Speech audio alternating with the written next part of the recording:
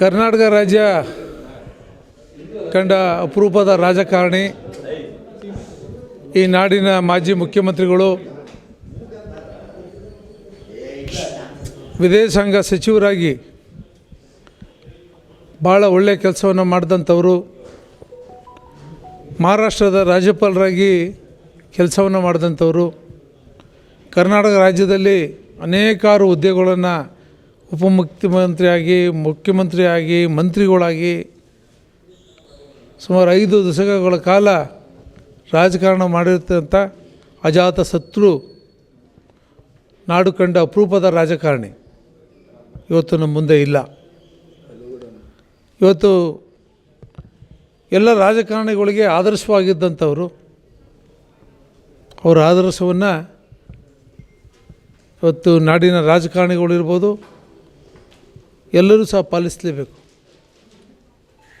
ಅವರ ಕಾಲಾವಧಿಯಲ್ಲಿ ಅವರು ಹುದ್ದೆಯಲ್ಲಿದ್ದಂಥ ಸಂದರ್ಭದಲ್ಲಿ ITBTನಲ್ಲಿ ಒಂದು ದೊಡ್ಡ ಕ್ರಾಂತಿಯನ್ನೇ ಕರ್ನಾಟಕ ರಾಜ್ಯದಲ್ಲಿ ಮಾಡಿದಂಥ ಮೊದಲನೇ ಮುಖ್ಯಮಂತ್ರಿ. ಬೆಂಗಳೂರು ಮೈಸೂರು 4 ಪಥದ ರಸ್ತೆಯನ್ನು ಮಾಡಿದಂಥ ಕೀರ್ತಿ ಅವರಿಗೆ ಸಲ್ಲುವಂಥದ್ದು. ಈ ರೀತಿ ಹೇಳ್ತಾ ಹೋದರೆ ಭಾಳ ಕೆಲಸವನ್ನು ಮಾಡಿದ್ದಾರೆ. ಅತ್ಯಂತ ಸ್ವಚ್ಛ ರಾಜಕಾರಣಿ, ಯಾರನ್ನೂ ಸಹ ದ್ವೇಷ ಮಾಡಿದಂಥ ರಾಜಕಾರಣಿ ಯಾರಾದರೂ ಕರ್ನಾಟಕದಲ್ಲಿದ್ದರೆ SM ಕೃಷ್ಣ ಸಾಹೇಬರು. ಅವರು ಇವತ್ತು ನಮ್ಮ ಮುಂದೆ ಇಲ್ಲ. ಅವರ ಕುಟುಂಬಕ್ಕೆ ತುಂಬಲಾಗದ ನಷ್ಟ, ಕರ್ನಾಟಕ ರಾಜ್ಯಕ್ಕೆ ಒಂದು ರೀತಿ ತುಂಬಲಾಗದ ನಷ್ಟ ಇವತ್ತಾಗಿದೆ.